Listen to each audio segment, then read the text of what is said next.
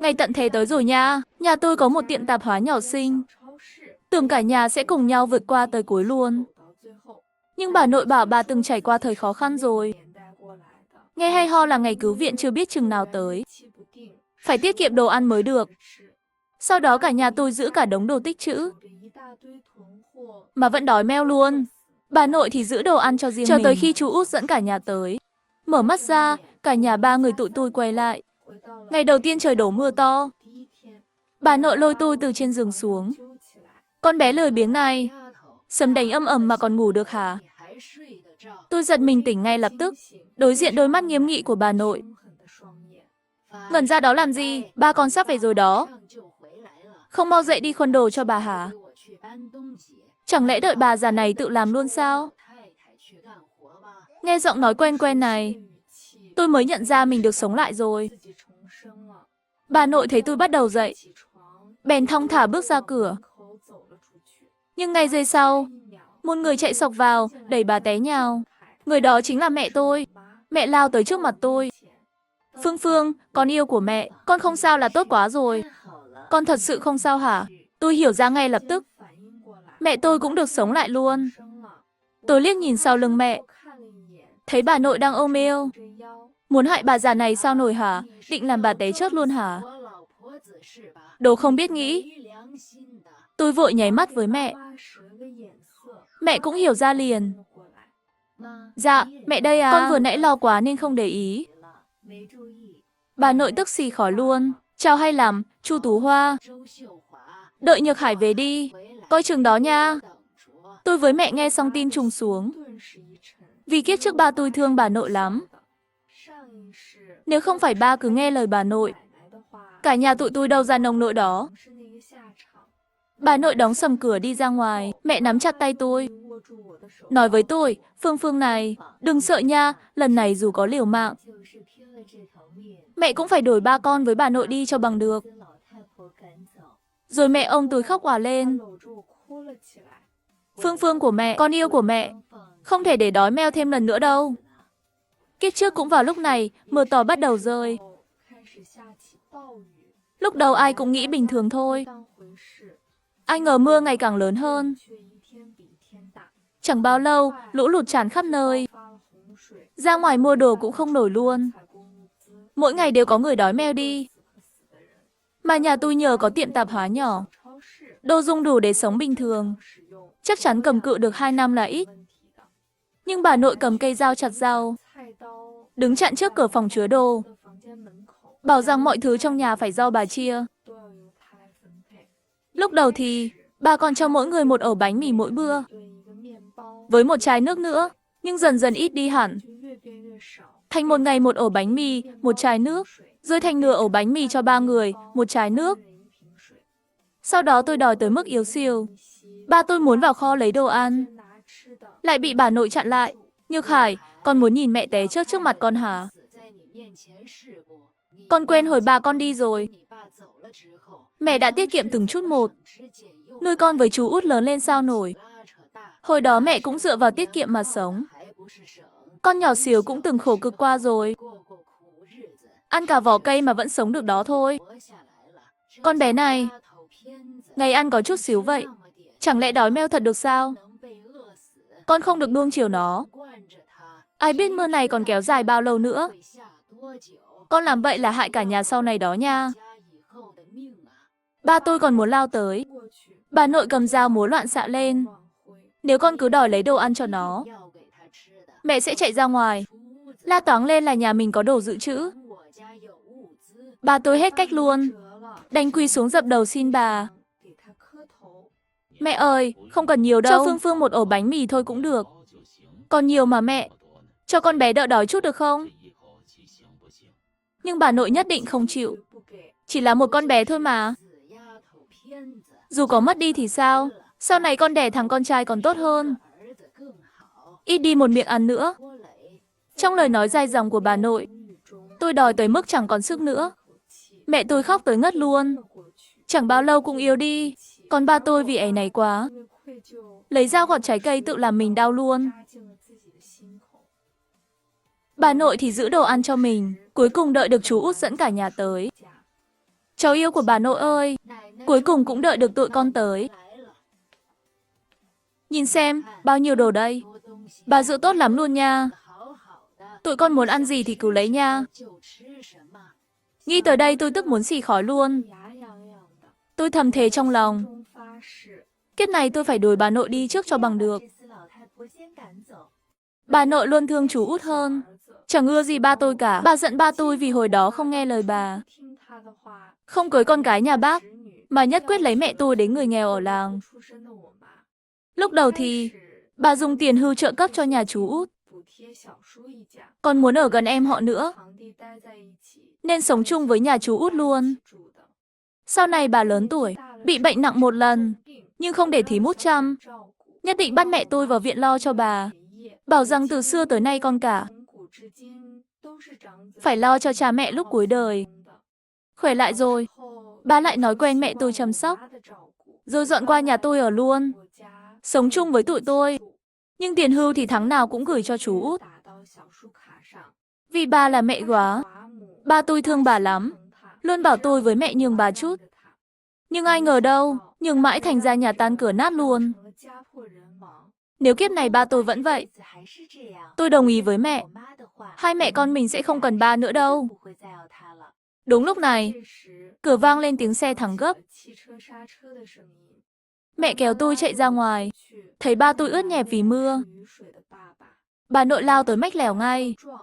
Nhược Hải ơi, con về rồi hả? Con mà không về, bà già này bị mẹ con nó làm khổ tới nơi rồi. Nhìn yêu bà xem, vợ con ác ghê lắm luôn á. Vừa nãy cố tình đẩy bà đập vào khung cửa. Nhìn này, bầm tím hết luôn rồi. Tôi với mẹ nhìn chằm chằm ba tôi. Ba không như trước đây. Trước mặt bà nội mắng mẹ với tôi. Rồi sau lưng xin lỗi tụi tôi. Dỗ dành tụi tôi mà cứ im lặng không nói gì. Nhìn bà nội chằm chằm luôn. Mẹ ơi, ngoài kia mưa to lắm. Con thấy mọi người đang tranh nhau đồ dùng. Không biết bên nhà chú út sao rồi nữa. Bà nội nghe xong ngẩn ra. Cái gì? Tranh nhau đồ dùng hả? Bà nội bị ba làm mất tập trung. Nhưng tôi thì thắc mắc lắm. Đây mới là ngày đầu mưa to thôi mà. Ai cũng nghĩ bình thường. Sao lại có chuyện tranh đồ dùng được chứ? Nhưng bà nội tin sái cổ. Vậy nhà chú út thì sao đây? Nhược Hải ơi, con mau mang ít đồ qua cho tụi nó đi. Con vừa đi lấy hàng về đúng không?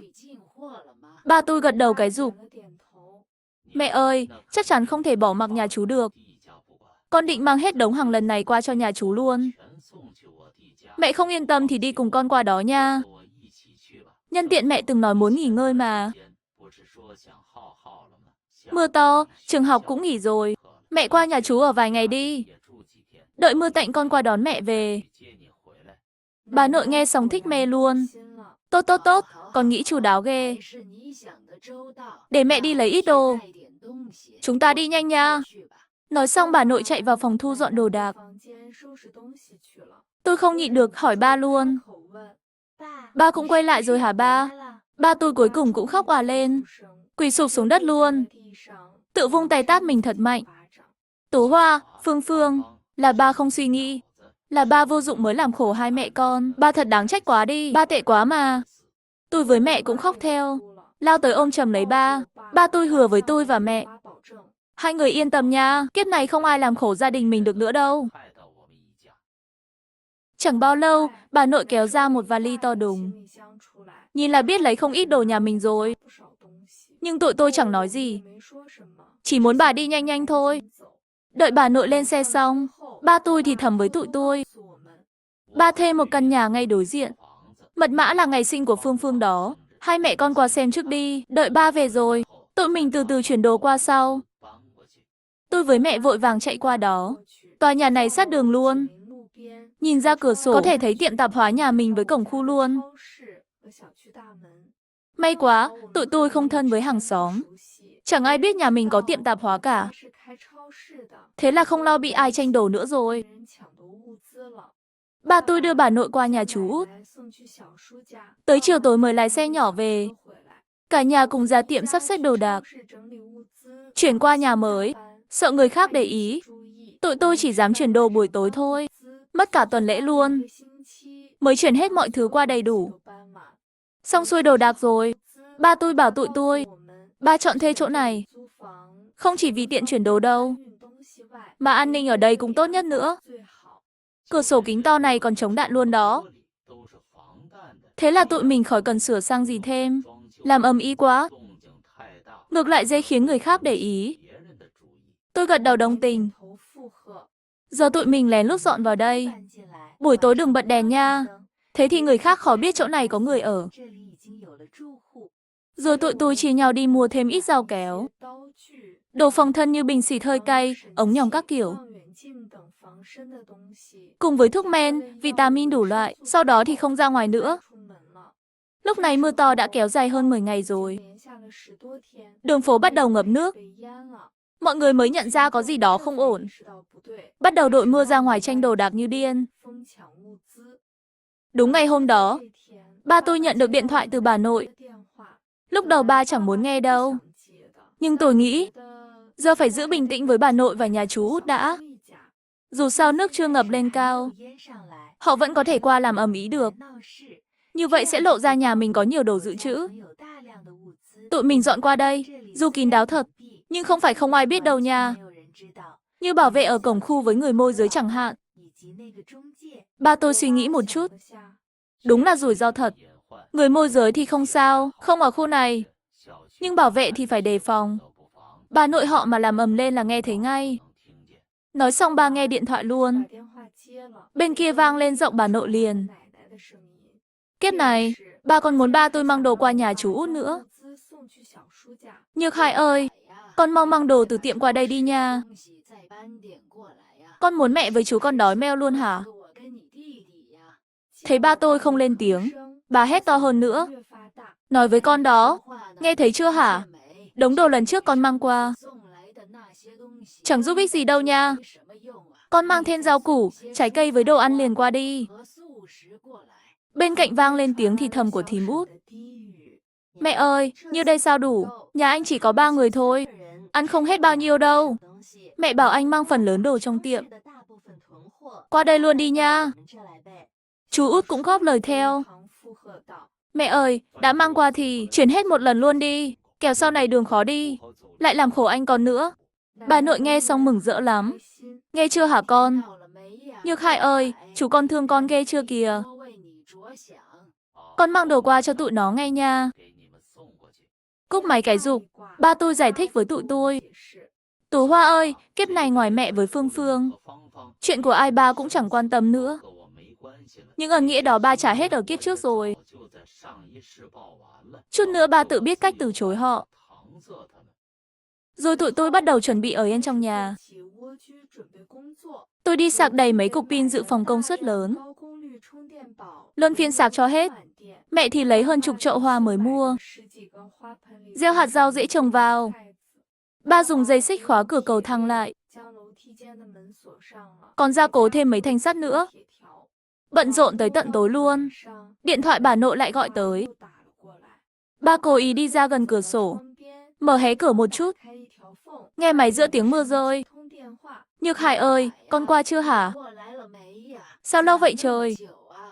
Mẹ ơi, con muốn mang nhiều đồ qua cho mẹ hơn mà. Nên mới chậm chút xíu. Tốt tốt, vậy con qua chưa hả? Cháu con đói meo tới nơi rồi. Mẹ ơi, con cũng muốn qua nhanh lắm, nhưng nước ngập sâu quá. Xe tải nhỏ của con vừa ra ngoài là ngập nước tắt máy luôn. Giờ có khởi động kiểu gì cũng không lên được. Chú Út nghe xong sốt ruột lắm, hét to qua điện thoại. Anh ơi, sao anh bất cẩn vậy hả? Bên em cũng ngập nước chút xíu.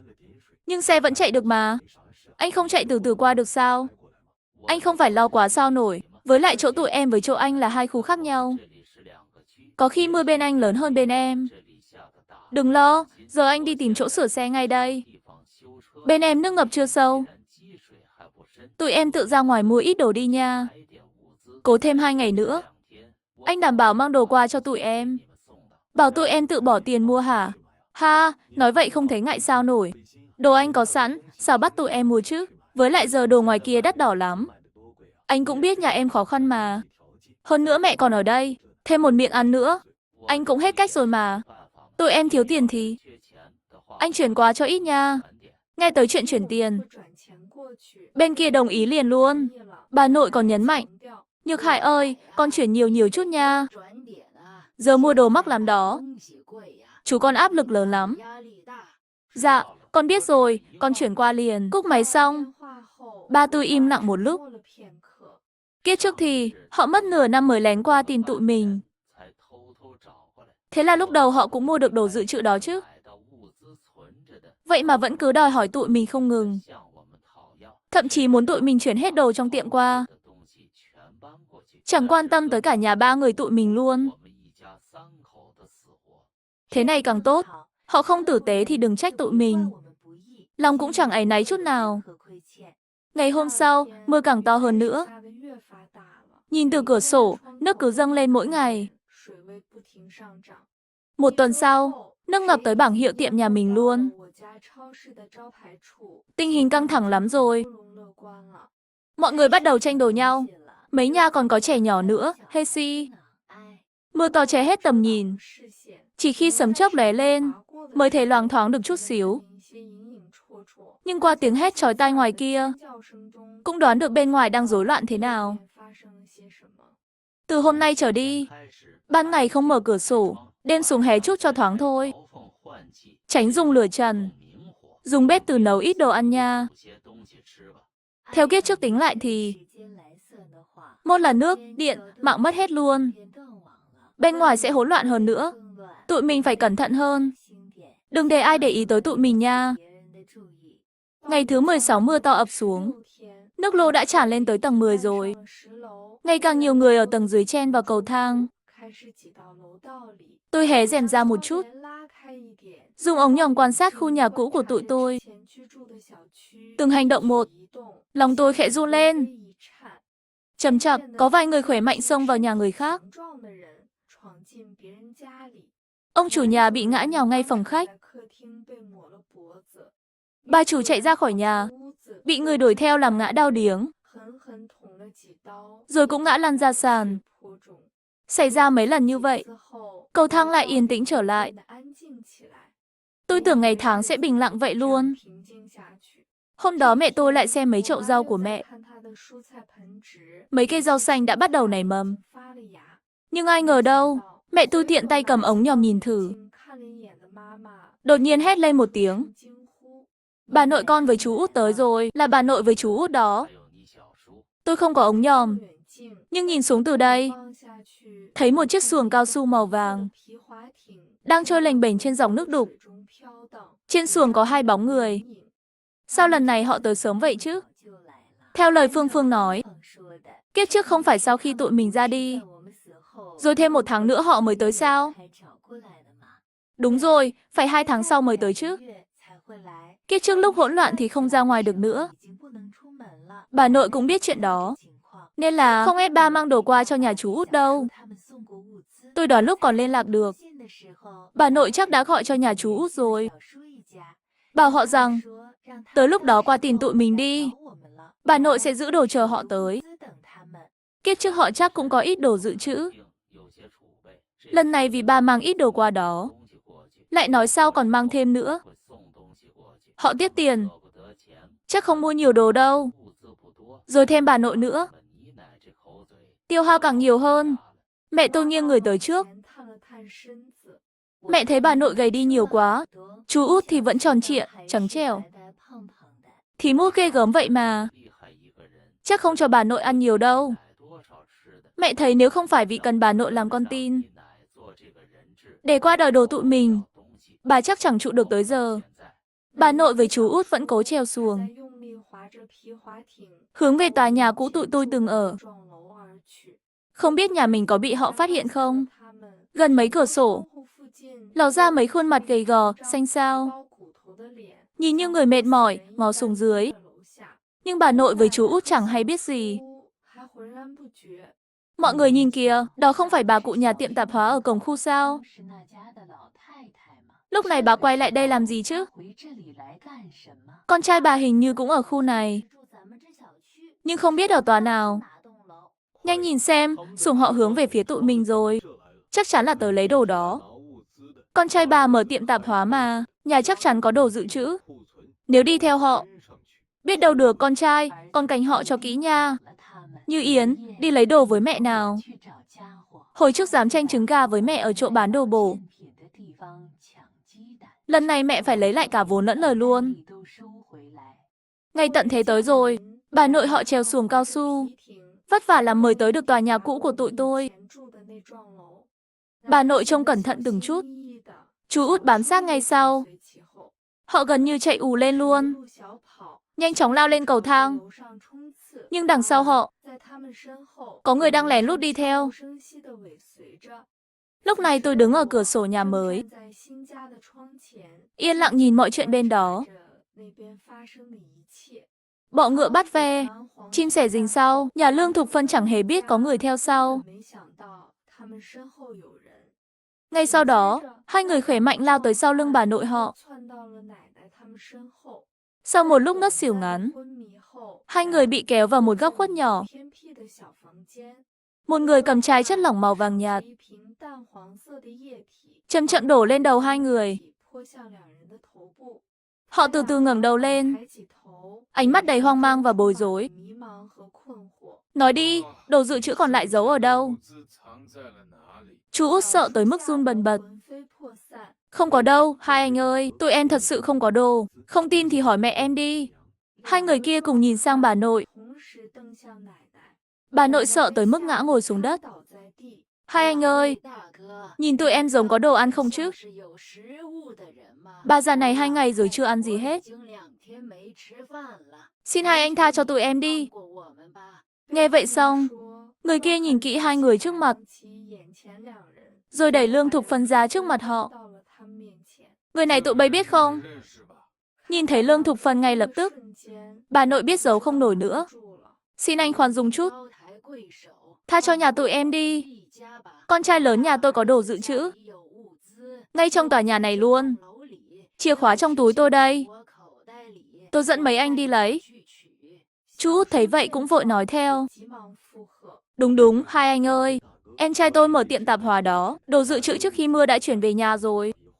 Đảm bảo hai anh hài lòng. Hai người kia nhìn nhau đầy ẩn ý. Nếu đúng như tụi bay nói, tụi tao có thể nghĩ tới chuyện tha cho. Nhưng dám lừa tụi tao, thì tự chịu hậu của nha. Bà nội với chú út vội vàng dẫn họ tới nhà cũ của tụi tôi. Tôi đứng ở cửa sổ nhìn hết mọi chuyện. Lòng rối bời đủ cảm xúc. Ba tôi thì chẳng nói lời nào. Một lúc lâu sau, ba mới thốt lên. May mà tụi mình dọn đi kịp lúc. Không thì bị hai người ích kỷ này làm khổ rồi. Đang lúc tụi tôi trò chuyện, cửa bên kia đã bị mở ra. Trong nhà trống rỗng, người kia nhìn quanh một vòng. Mặt mày tối sầm lại ngay. Họ quay ngoắt lại bước tới chỗ bà nội. Nhận ra có gì đó không ổn, chú út đạp bà nội một cái. Quay người chạy ra ngoài cửa. Bà nội hét lên một tiếng chói tai. Xuyên qua cơn mưa lớn ngoài cửa sổ, đập thẳng vào lòng tụi tôi. Chắc chú út thấy bà nội không còn giá trị nữa. Lúc này chú đã chạy ra tới cửa rồi. Đợi người kia đuổi theo, bà nội đã ngã lăn ra sàn, ngập trong vũng đỏ khắp nhà. Mọi thứ đều là nhân của cả thôi. Mẹ tôi thở dài một câu, lo lắng nhìn ba tôi. Sợ ba thương bà nội mà làm gì đó. Ba chỉ lặng lẽ nhìn ra ngoài cửa sổ. Lâu lắm sau mới lau mặt một cái. Chẳng có gì đáng xem nữa. Ba đi sắp xếp mấy chậu rau đây. Tôi với mẹ nhìn theo lưng ba, cùng nhau thở dài một hơi thật sâu. Máu mủ ruột ra, nhưng không thương thì thôi. Cũng đừng trách tụi tôi bất hiếu. Con người ai cũng có trái tim. Thật lòng mới đổi được thật lòng. Chú út chạy xuống được vài tầng, đã bị người kia chặn đường. Chú run rẩy hét gì đó với họ. Hai bên nhanh chóng xô sát nhau. Với sức chú út thì chẳng cầm cự nổi 3 hiệp đâu. Chẳng mấy chốc đã bị làm ngã đau điếng. Chú kêu lên một tiếng rồi ngã xuống. Nhìn mà tiếc nuối lắm. Bà nội với chú út đều ra đi rồi. Tôi với mẹ chẳng quan tâm tới số phận thím út với em họ, vì chắc chắn không tốt đẹp gì. Chú út đã ép bà nội qua tìm tụi mình. thì đồ ăn nhà họ chắc hết sạch rồi. Trong tình cảnh này, một người phụ nữ yêu ớt với một đứa trẻ chỉ có thể chờ một cái kết buồn thôi. 3 tháng sau, mưa chưa ngừng nhưng nhỏ đi nhiều rồi. Tôi mừng rơn trong lòng, nảy ra một ý tưởng táo bạo. Mưa nhỏ rồi, chắc trời sắp đổi thật. Nước lũ hình như bắt đầu rút rồi. So với hôm qua thì nông hơn chút. Mấy ngày sau đó, mưa càng ngày càng nhỏ đi. Nước lũ cũng rõ ràng bắt đầu rút xuống. Thêm 2 tháng nữa, mưa ngừng hẳn luôn rồi. Nắng xuyên qua sương trắng chiếu lên người tụi tôi. Những người sống sót reo hò chào đón ánh nắng. Không biết bao nhiêu người khóc òa lên nữa. Vài ngày sau, khi tiệm tạp hóa ló lên khỏi mặt nước, xa xa trên trời xuất hiện mấy chấm đen nhỏ xíu. Các chấm đen từ xa bay lại gần. Hóa ra là máy bay trực thăng quân đội. Mọi người vẫy tay điên cuồng, hét thật to. Cơn mưa lớn này cuối cùng cũng kết thúc rồi.